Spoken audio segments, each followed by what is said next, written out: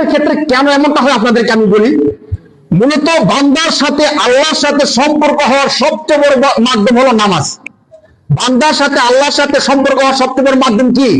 নামাজ। মুহাদ্দিসিনে কেরামগণ বলেন, বান্দা সেজদার মধ্যে গেলে আল্লাহর যত কাছাকাছি হয়, অন্য কোথাও আল্লাহর এত কাছাকাছি হতে পারে না।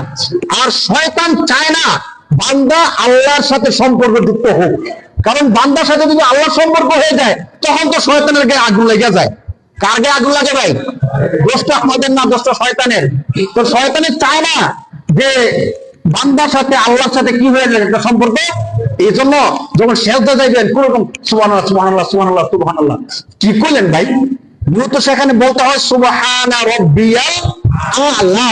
তাহলে একটু মিল আছে যে হে আল্লাহ, আমার রব আপনি অতি মহান, অতি উচ্চ। আর যখন সুবহানাল্লাহ সুবহানাল্লাহ এভাবে অনেকে বলবে, দেখবেন সুবহানাল্লাহ সুবহানাল্লাহ সুবহানাল্লাহ, এটা অর্থই নেই ভাই।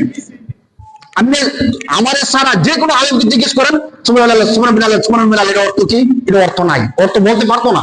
অর্থ থাকলে না বলতো সুবহানাল্লাহ রুকুর মধ্যে গিয়ে সুবহানাল্লাহ সুবহানাল্লাহ সুবহানাল্লাহ তিনবার বলেছে, কিন্তু অলরেডি এভাবে তিনবার না 3000 বার যদি বলেন কোনো অর্থ নাই।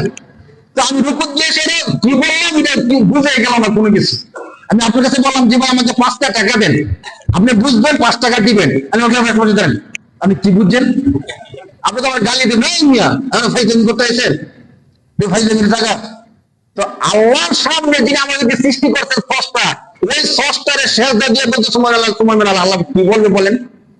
এই জন্য আমরা সতর্ক হই। এই কাজটা কেন করি?